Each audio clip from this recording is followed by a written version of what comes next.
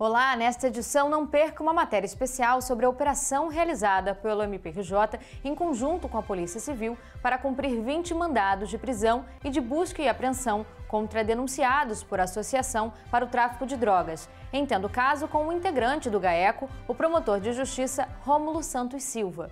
E saiba mais sobre o termo de ajustamento de conduta assinado pelo MPRJ e pela Supervia para a execução de obras que garantam a acessibilidade em estações e trens que operam na malha ferroviária intermunicipal. Veja as participações das promotoras de justiça Renata Scharfstein e Cristiane Pereira. Está no ar, para todo o Brasil, MP Cidadão. É o Ministério Público mais perto de você. O Ministério Público do Estado do Rio de Janeiro, em conjunto com a Polícia Civil, realizou a operação para cumprir 20 mandados de prisão e de busca e apreensão contra denunciados por associação para o tráfico de drogas. Acompanhe!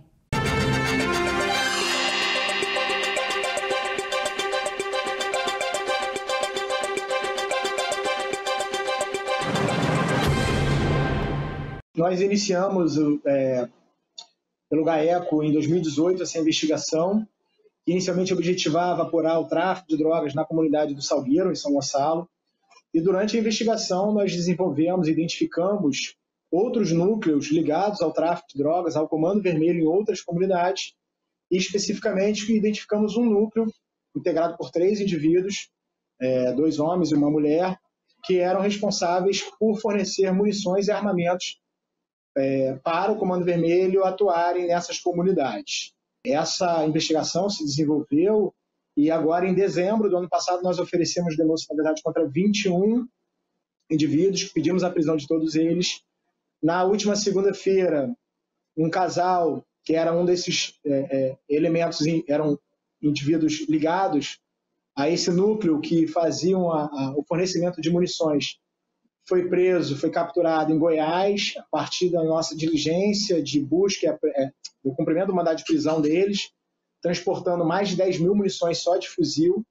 E aí, na data de ontem, nós conseguimos também, em poder dos mandados de busca e apreensão, realizar em conjunto com a Polícia Civil essa busca na residência deles, onde encontramos um verdadeiro arsenal. Foram mais de 27 fuzis da marca Taurus, mas do modelo de plataforma M16, calibre 5,56, mais diversas pistolas, e considerando que ele já trazia para cá diversas munições, nós entendemos que a operação foi bastante exitosa nesse sentido de impedir que essas armas chegassem em comunidades e até para evitar confrontos nas comunidades com policiais e que gerasse efeitos colaterais nessas comunidades. O objetivo inicial era apurar uma investigação normal de tráfico, e a gente estava apurando. Foi um encontro fortuito a gente identificar esses elementos. Um dos elementos, ele era registrado como colecionador e atirador esportivo, então ele utilizava desde 2018 desse subterfúgio para adquirir, de acordo com a legislação à época vigente, e atualmente pior ainda, porque é uma legislação que foi muito leniente nos últimos anos e muito permissiva com a aquisição de armas e munições, ele adquiria armas e munições e as revendia no Câmbio Negro. Ele adquiria ilicitamente. Há diversas ligações dele para lojas de comercialização de armas.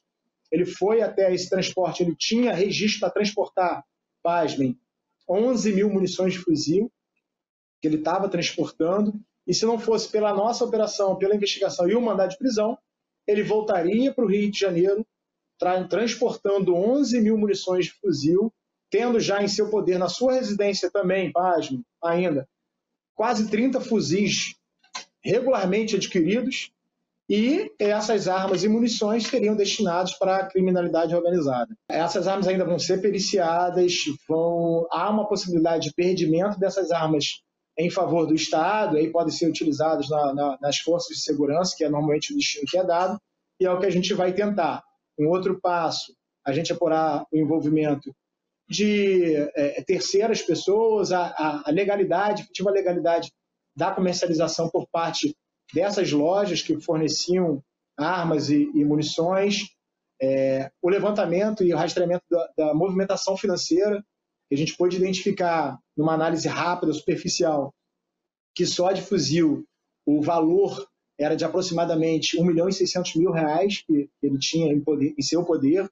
Então, a gente vai ter que analisar isso também. Isso é um desdobramento que a gente vai, da investigação que a gente vai iniciar por agora. Na verdade, ele comprava de lojas por conta desses registros que ele tinha, do certificado de colecionador, e vendia para o tráfico, principalmente as munições.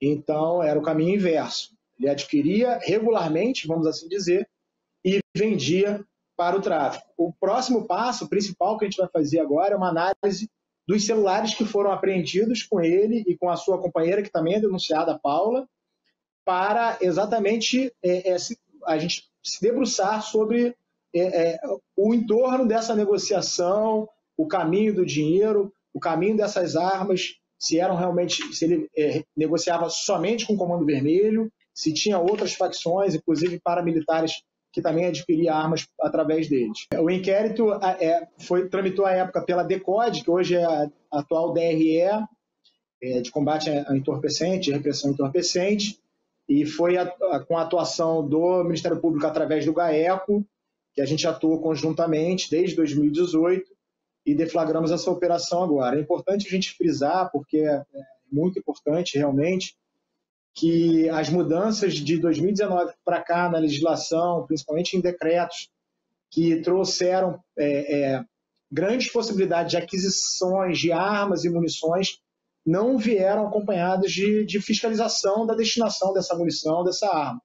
Nós temos a possibilidade de um indivíduo aqui que tinha 30 fuzis dentro de uma casa, ali no Grajaú, um arsenal, e transportava, teoricamente com respaldo em lei, 11.000 munições. Isso a gente tem que chamar a atenção e repensar para ontem, urgentemente, essa legislação. Os decretos já são objeto de ações de controle de constitucionalidade que estão para serem pautados no STF, porque a gente pode identificar, e aqui a gente trouxe um caso concreto, que uma pessoa comprando armas e munições regularmente encaminhava, vendia munições, principalmente, para facções criminosas, organizações criminosas.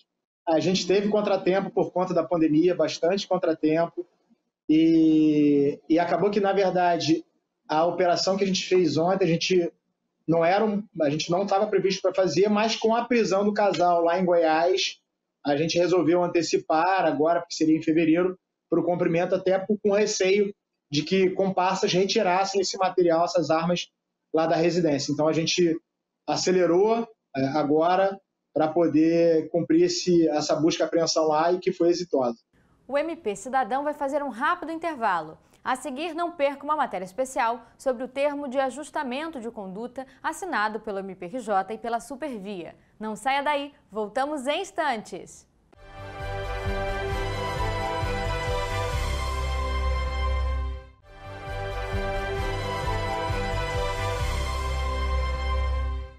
O MPRJ e a Supervia assinaram um termo de ajustamento de conduta para execução de obras que garantem a acessibilidade em 104 estações e 20 trens que operam na malha ferroviária intermunicipal. Confira agora no quadro Conheça a atuação do MPRJ.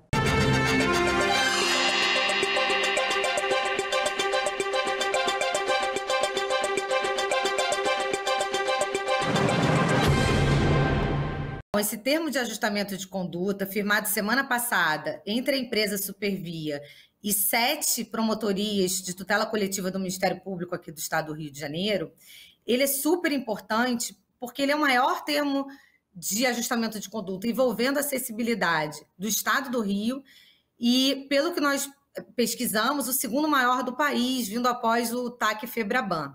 E ele é um termo de ajustamento de conduta estrutural, né? Ele segue em decorrência de um outro termo firmado em 2019, que foi justamente para conseguir os diagnósticos de acessibilidade dessas estações, porque seria impossível prever um cronograma de obras sem saber exatamente qual a complexidade das obras em cada estação e qual o nível de interferência para a circulação, porque os passageiros precisam continuar usando esse modal com menos incômodo, né, menos dificuldade possível em razão das obras. Então, é essencial que tenha sido feito um primeiro TAC em 2019, cumprido pela empresa, o GAT, né, nosso grupo, de apoio técnico fiscalizou por amostragem esse primeiro termo, e agora esse segundo TAC com cronograma certinho de obras. Ele abrange as 104 estações, então, da malha ferroviária, mais 20 trens que pertencem à empresa. E aí vale ressaltar, existem mais trens que pertencem ao Estado do Rio de Janeiro e também precisam de adaptação de acessibilidade, que não entraram nesse TAC, porque o TAC foi firmado com a empresa e não com o Estado, mas continuam como objeto da ação civil pública ajuizada na 16ª Vara de Fazenda Pública da capital. O prazo estabelecido foi o de 12 anos, o que levou em consideração o fato da empresa estar em recuperação, porque a gente foi atravessado pela pandemia no meio das tratativas, então a saúde financeira da empresa foi levada em consideração, eles tiveram que abrir esses dados também para nós, como também a questão operacional, porque não se pode fazer mais de uma obra das estações top 20, que são aquelas de maior vulto, no mesmo ramal ao mesmo tempo. E nem mais de 2 obras das estações que não são as de maior vulto, não são as top 20, no mesmo ramal, sob pena de prejudicar o fluxo de passageiros. Então, essas são questões essenciais e que foram... A gente já tem 6 ações civis públicas ajuizadas para tratar da questão da acessibilidade na malha ferroviária, sendo que delas apenas uma tem sentença e ainda não teve o cumprimento dessa sentença. As outras ainda estão no seu curso e a maioria nem teve perícia ainda, não teve perícia, o que é uma grande questão para essas ações de acessibilidade. São a média, são 6 anos já de duração dessas ações sem perícia, ou seja, a via da judicialização para um problema desse tamanho, que envolve questões técnicas tão específicas, não se mostrou a via adequada. As ações individuais que foram ajuizadas pela população mesmo estão suspensas por uma decisão da 3ª vice-presidência, então, e também não conseguiriam alcançar a acessibilidade das estações, esse olhar técnico. Então, o que se tem hoje era realmente um período de judicialização que não se mostrou eficiente.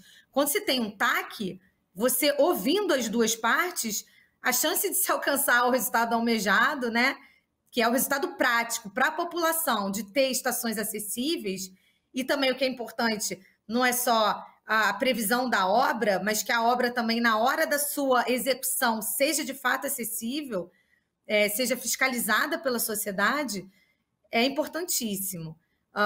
Só um paralelo, né?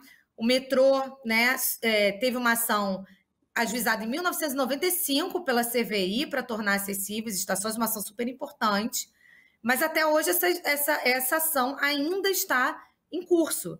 Então, são mais de 20 anos de ação.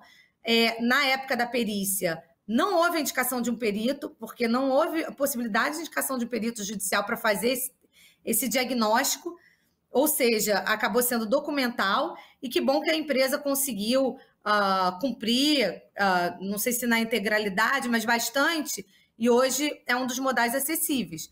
Mas isso mostra como o caminho da judicialização é um caminho árduo. Nesse TAC, pelo Ministério Público, estiveram presentes nas tratativas 7 promotorias de tutela coletiva, com a atribuição para a tutela coletiva da pessoa com deficiente, sendo elas a da capital, Nova Iguaçu, Caxias, são mais de uma em Caxias, Belford Roxo, Barra do Piraí e São Gonçalo. E aí não estranhe São Gonçalo, porque São Gonçalo não tem trem, mas tem a promotoria de São Gonçalo abrange município que possui a estação de trem no seu território. Além disso, o Centro de Apoio Cível da Tutela Coletiva da Pessoa com Deficiência, do qual eu atualmente estou como coordenadora, também ajudou nessas tratativas, e uma importantíssima presença e atuação do GAT, que é o nosso grupo de apoio técnico especializado, pelos núcleos de arquitetura e também pelo núcleo de economia, que foi essencial, porque a empresa hoje está em recuperação judicial. A gente chama esse TAC de um TAC estrutural, né? Seguindo o processo civil moderno, que hoje em dia já prevê o processo civil estrutural. Esse TAC é estrutural por quê? Porque não dava para assinar de uma vez só o TAC com cronograma de obras. A gente precisava de um TAC anterior, que foi firmado em 2019 e integralmente cumprido pela empresa, para fazer os diagnósticos de acessibilidade dessas estações. A gente precisava saber qual era o grau de complexidade das intervenções para criar um cronograma que fosse factível e que fosse ser executado. Então, após um cumprimento disso, em 2019, e veio a pandemia logo após, e aí o termo de aceite desses diagnósticos se deu em 2020 e se iniciaram as tratativas agora para esse segundo TAC, que é muito mais específico, que tem um cronograma das estações a serem contempladas, e é muito importante ressaltar que a Convenção da Pessoa com Deficiência, que integrou o nosso ordenamento jurídico com status de norma constitucional, ela já tem aí mais de uma década integrando o nosso ordenamento, a Lei Brasileira de Inclusão, mais de 6 anos, e esses direitos ainda não conseguiram ser efetivados. Então, a gente precisa sair desse patamar para um outro patamar, e isso precisa ser execuível, porque não adianta a lei prever uma série de direitos, e a população sabe disso, porque sofre disso todos os dias, e esses direitos não serem garantidos, efetivados no dia a dia. Então, assim, esse é o nosso desafio, trazer da lei para o mundo dos fatos. Essas obras são de enorme, né, repercussão e tamanho e precisam ser efetivadas. Então, conseguir, junto com a empresa, chegar num cronograma que leve em consideração questões operacionais, questões de saúde financeira da empresa, para que efetivamente ele seja cumprido, que é o que a gente espera e está aqui para fiscalizar, é essencial. Mas é importante ressaltar a existência de 1.290, quase 1.300 ações individuais de pessoas com deficiência que entraram em juízo justamente para pedir danos morais e, às vezes, acessibilidade, entendendo que poderia ser pleiteado individualmente esse direito. E essas ações foram todas suspensas pela vice-presidência do Tribunal de Justiça, então hoje encontram-se suspensas, porém é importante dizer que é representativo. Esse comitê é um instrumento extremamente importante, principalmente pelo longo prazo que tem esse termo de ajustamento de conduta e a abrangência dessas obras.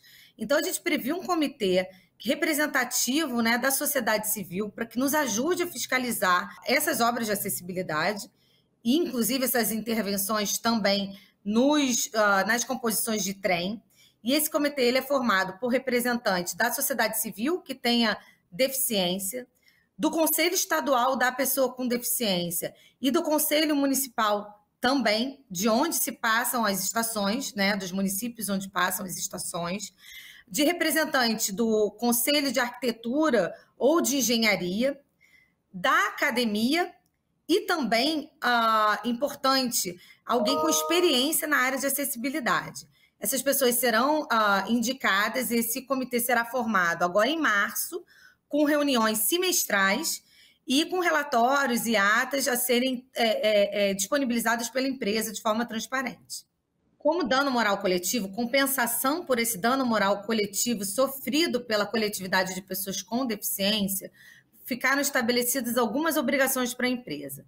A primeira delas é a vacinação, a garantia de transporte para os profissionais de saúde dos municípios do Rio de Janeiro e de São Gonçalo, que foram os municípios que disseram que ainda tem uma fila de espera grande de pessoas restritas ao domicílio, acamados, pessoas com deficiências e idosos também, que ainda não conseguiram D1, D2 ou dose de reforço da vacina contra a Covid-19 por ausência de transporte desses profissionais. Então, a empresa vai custear vouchers no valor de R$40, até 2.000 vouchers, para que essas vacinas consigam ser efetivadas, porque é algo muito sério, ainda mais no momento que a gente está vivenciando da pandemia. Esse é a primeira obrigação relevante, acho que bem contemporânea.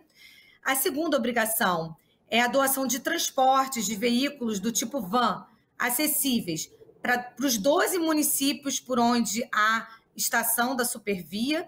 Então, há um cronograma estabelecido também no anexo 21 sobre quais municípios serão contemplados e qual a ordem deles.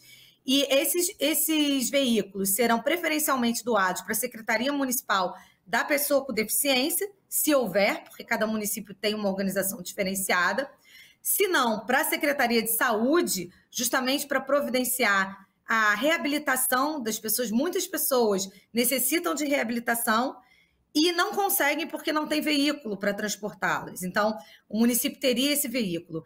E, por fim, também para a Secretaria Municipal de Educação, caso as outras duas não tenham interesse, para que possam efetivar o transporte de alunos com deficiência para as suas escolas municipais. Essa capacitação ela está prevista para os funcionários da Supervia e terceirizados que fazem o atendimento direto à população, aos supervisores de estações, Supervia Fone e também a parte de engenharia.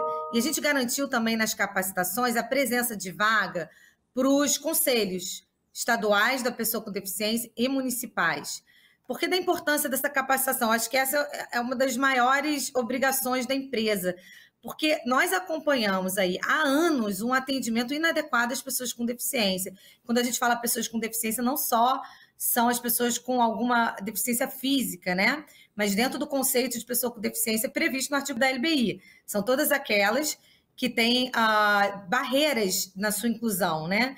Então, são todos os tipos de deficiência e é importante que se entendam essas deficiências e que se saiba como atender da melhor forma adequada, porque os danos relatados e o sofrimento e a falta de zelo e de adequação desse atendimento à população é gravíssimo, a gente acompanha há anos e não é por menos que houve uma enxurrada de ações, né, individuais no judiciário por danos morais individuais dessas pessoas que sofrem com a ausência de acessibilidade e com a ausência de um treinamento adequado dos funcionários. Então, é super importante essa obrigação também e vai ser cumprida durante todos esses anos aí de vigência do TAC. O assessoramento técnico do GAT às promotorias de justiça com atribuição em tutela coletiva da pessoa com deficiência na região metropolitana do Rio teve início nos idos de 2019, com o assessoramento técnico voltado à celebração do primeiro TAC. Na ocasião, o GAT foi chamado a prestar esse apoio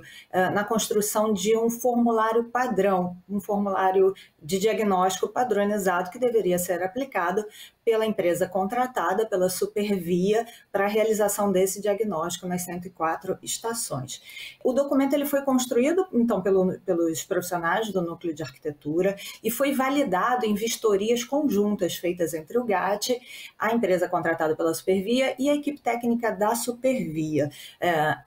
Antes de ser replicado para todas as estações, nós selecionamos 2 estações para aplicar previamente esse questionário e fazer ajustes, adequações que se revelassem necessários naquele momento. Após a conclusão dos diagnósticos, o GAT teve o desafio de selecionar quais estações nós vistoriaríamos por amostragem para validar o diagnóstico de acessibilidade feito pela empresa contratada, pela Supervia. Então, o GAT ele fez criou uma matriz multicritérios, definindo quais estações seriam objeto da verificação em loco. A matriz multicritério usou dados sobre o número total de usuários por estação, número de usuários número de pessoas com deficiência. Foram excluídas as estações olímpicas e paralímpicas, porque já haviam sido alvo de intervenções no passado. Buscamos também incluir as estações de início e término de ramal, buscando conferir mais acessibilidade, maior representatividade a essa amostra de estações que seriam alvo dessa verificação em loco dos diagnósticos. Então, para as estações top 20, houve a definição de um prazo diferenciado, que foi de 5 anos a contar do 3º ano de vigência do TAC. Então, o TAC foi celebrado em janeiro de 2022, então entre janeiro de 2024 e janeiro de 2029, essas estações elas sofrerão as intervenções ajustadas no TAC para fins de acessibilidade, conferir acessibilidade a essas estações. 3 dessas estações já serão alvo de intervenções agora a partir do 2º ano do TAC, que são as estações Madureira, Belfor Roxo e Duque de Caxias, como uma forma de aprendizado, porque são estações com um volume grande de passageiros e com um expressivo número de usuários com deficiência, então era importante antecipar algumas estações para aumentar essa curva de aprendizado. As demais estações, elas serão alvo de intervenções em 12 anos, a contar do terceiro ano do TAC.